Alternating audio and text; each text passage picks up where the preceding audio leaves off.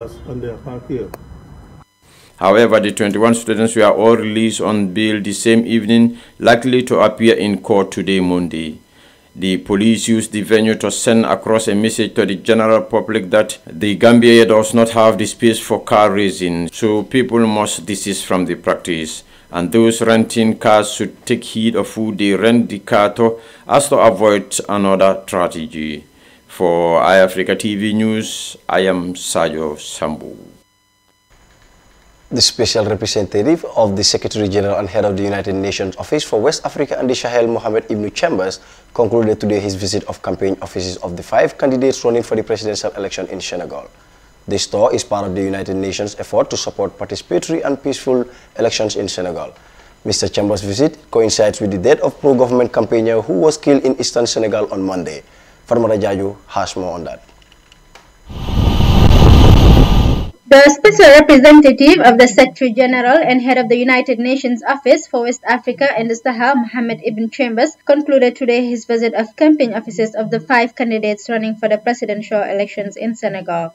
This tour is part of the United Nations efforts to support participatory and peaceful elections in Senegal. During his tour, Ibn Chambers met with the campaign leaders of the 5 candidates for the presidential elections. To all his interlocutors, Mohamed Ibn Chambers evoked the image of tolerance and stability that makes the reputation of Senegal in Africa and in the world. He also praised the dedication and commitment expressed by all campaign leaders of the 5 candidates to ensure credible and peaceful elections in the interest of Senegal and Senegalese people. The UN Secretary General's Special Representative for West Africa and the Sahel reiterates United Nations support for participatory and peaceful elections in Senegal. Mr. Chambers' visit coincides with the death of a pro-government campaigner who was killed in eastern Senegal on Monday, in the first fatality from a string of pre-election clashes between supporters of President Macky Sall and the opposition. A police official said the individual was stabbed during scuffles between the Unity and Assembly Party, which is led by opposition leader Issa Sall, and pro-government campaigners. The body was taken to a hospital in Tambacounda, about 400 kilometers east of Dakar, the source said. Violence has buffeted Senegal ahead of presidential elections on 24 February despite appeals for calm from religious leaders. At least 2 people were seriously injured on Sunday in Fatick, a presidential stronghold in Senegal's center-west, in clashes with supporters of rising opposition candidate Ousmane Sonko, local media reported. The violence came just few days after the return of former President Abdoulaye Wade, who called on Senegalese to boycott the February 24 presidential elections. For Eyeafrica TV News, I am Fatmata Jaju. Coming up after the break, AU Commissioner for Peace and Security has hinted that terrorism is expanding in the Sahel region, with the whole of West Africa is on alert.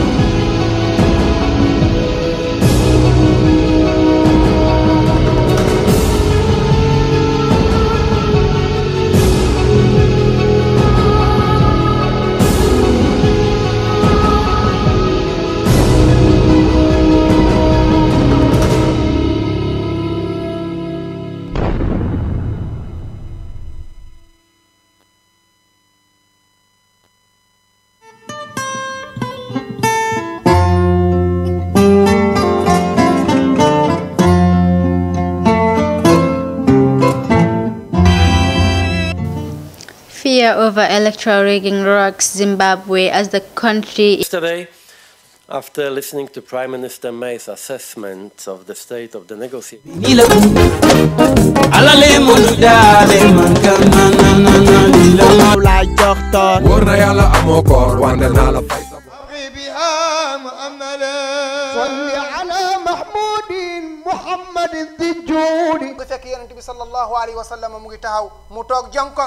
why it is our diocesan patron feast day is because the Cathedral of Our Lady of the Assumption is dedicated.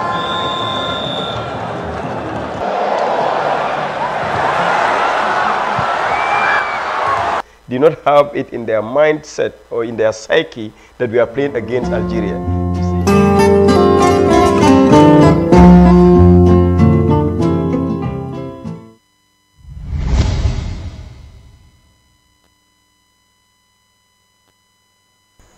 Welcome back. We remind you that you are watching the World Today Evening Bulletin. Let's now take a look at the remaining stories. Smail Sagiu, AU Commissioner for Peace and Security, told reporters that terrorism is expanding in the Sahel region with the whole of West Africa is on alert. Commissioner Segu made this revelation following the closed-door meeting at the AU 32nd Summit about the state of security in Africa.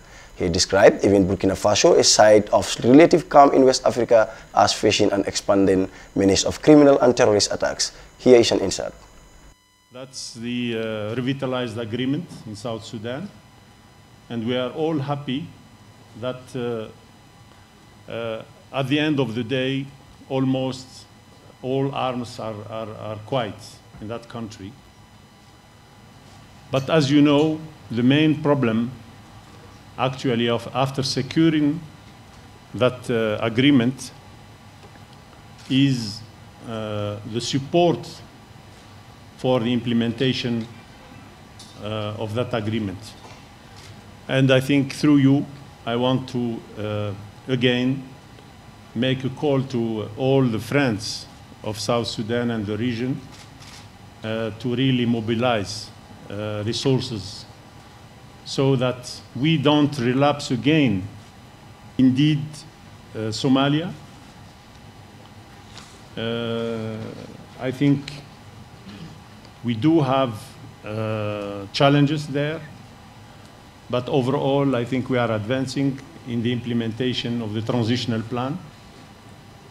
The issues of relations between the federal government and the regional government has been discussed, and we are hopeful that there will be movement in the right way in terms of promoting reconciliation, coordination, good governance. I think this will be important as we as Africa Union, where we deployed, as you know, AMISOM force, we want to prepare the Somali national forces to take over the security in their country. And this can be achieved only if we have such a positive political environment in the country. So indeed, we are concerned by the terrorist attacks within Somalia and in the region. And I think there was unanimous condemnation of the last attack in Kenya, in Nairobi.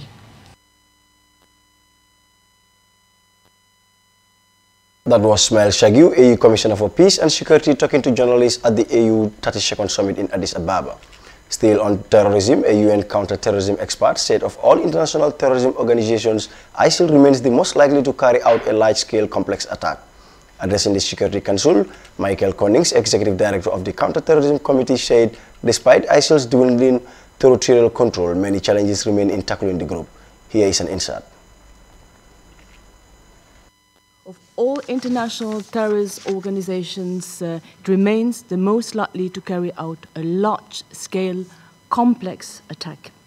And it continues this determination to undermine stabilization efforts and to fuel sectarian tensions is also a major concern. It was apparent that reconstruction would take many years and would require significant resources, as will restoring and reconciling communities after so many years of conflict.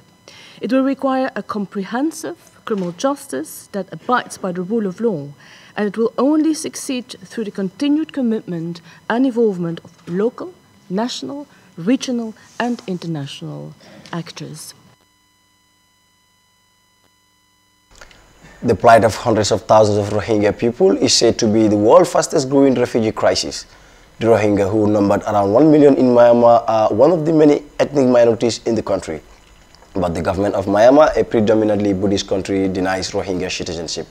On that background, an ad hoc inter-ministerial committee on accountability for human rights violation against Rohingya, which was formed in Dhaka, Bangladesh, held its inaugural meeting in the Gambia on Sunday at Labranda Hotel, former Sheraton. Our reporter Fatmata Jaju has more. The ad hoc Interministerial Committee on Accountability for Human Rights Violations against the Rohingya, which was formed in Dhaka, Bangladesh, held its inaugural meeting on Sunday at Labranda Hotel from Sheraton. The event, which brought together delegates from different Islamic states, was scheduled to address the human rights violations against the Rohingya in Myanmar. The committee, which comprises of 10 members, is a subunit of the OIC and its focal point, assisting information gathering and collection of evidence for accountability purposes. Giving his welcoming remarks, Attorney General and Minister of Justice Honorable Abubakar Tembedu showed appreciation to the delegates for joining the Gambia in fighting against the ongoing violence.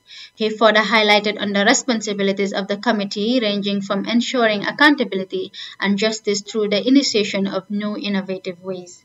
Resolution 59/45 stems from the realization that the OIC should explore new and innovative ways of engaging with the non-Muslim world in addressing its challenges in a rapidly evolving world, including that the OIC must not leave it to others alone to demand accountability for crimes committed against fellow Muslims, especially when the affected Muslim community constitutes a minority in a state as the Rohingya are in Myanmar.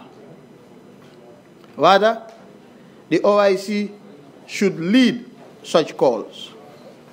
It can be recalled that the initiative of forming the committee was proposed by the Gambia during the Dhaka OIC meeting in May 2018. It is in this vein that His Excellency Ambassador Yusuf Al-Dubai, who gave a statement on behalf of the Secretary General of the OIC, thanked the President of the Gambia, His Excellency Adama Barrow, for his usual support to the OIC. Ambassador Al-Dubai thanked the Gambia at large for proposing the formation of the ad hoc committee. He further assured the committee of the full support of the OIC in tackling the Rohingya problem. It has been 1 year since the violence started, and since then over 720,000 people have been displaced, said Al-Dubai. Ambassador Yusuf also urged the OIC to look into the matter and work together to bring justice and take a lead role in raising awareness about the situation in Myanmar. He acknowledged the efforts of the Bangladesh during the crisis and opening its doors for the Rohingya. Mr. Shaka, the representative of Bangladesh, pointed out that the problem at hand is not between Bangladesh and Myanmar, but between Myanmar and its own Rohingya citizens, and called on the government to take responsibility, saying that from their observation, international pressure is greatly needed to put an end to the on and off violence that began since the 1970s. Unless there is international pressure, which the YC is calling for, which our Prime Minister, Honorable Sheikh Hasina, is calling for repeatedly with every delegation that visits Bangladesh, and in every international fora he speaks and she speaks and intervenes. That pressure needs to be created. And accountability issue and taking legal course, legal means is the requirement. And we again appreciate and thank the government of Gambia for taking that lead and taking that forward. Therefore, this meeting is very important, and this meeting must come out with concrete outcomes so that the accountability issue is addressed well and pursued with full interest. The meeting, which ended with a brief press conference, will pave the way for freedom of the Rohingya. Although the committee did not reach any conclusions as to which options to use in holding Myanmar accountable, it could, however, face charges of murder, extermination, rape, persecution, and all other inhuman acts of similar character. For Eyeafrica TV News, I am Fatma Tajaju. About 100 labor activists assembled in front of the U.S. Embassy at Jakarta in Indonesia in protest against U.S. intervention in Venezuela. The Indonesian activists hold placards during the protest in support of Venezuela's government of Maduro and demanding the U.S. government to stop political intervention in Venezuela. I have more on this story. About 100 labor activists assembled in front of the U.S. Embassy at Jakarta in Indonesia in protest against U.S. intervention in Venezuela. The Indonesian activists hold placards during the protest in support of Venezuela's government and demanding the U.S. government to stop political intervention in Venezuela. Pemerintahan Amerika kami harapkan untuk Spokesperson of the demonstrators, Iham Shia, says they ask U.S. government to stop economic blockade on Venezuela and not to take armed action to topple Maduro administration. He also asks Indonesian government not to recognize opposition leader Juan Guaido as president who declared himself without a democratic election process. Venezuela has plunged into a major political crisis amid a growing row over President Nicolas Maduro's future as the country's leader. Maduro started a second term on January 10 following a widely boycotted election last year that many foreign governments refused to recognize. On January 23rd, Juan Guaido, the leader of the opposition-controlled National Assembly, declared himself interim president. Shortly after Guaido took an oath swearing himself in before his supporters, U.S. President Donald Trump publicly recognized him as the country's leader. In response, Maduro broke off diplomatic ties with the United States and gave U.S. diplomats in the country 72 hours to leave. Reporting for Eyeafrica TV, I am Alhassan Sise.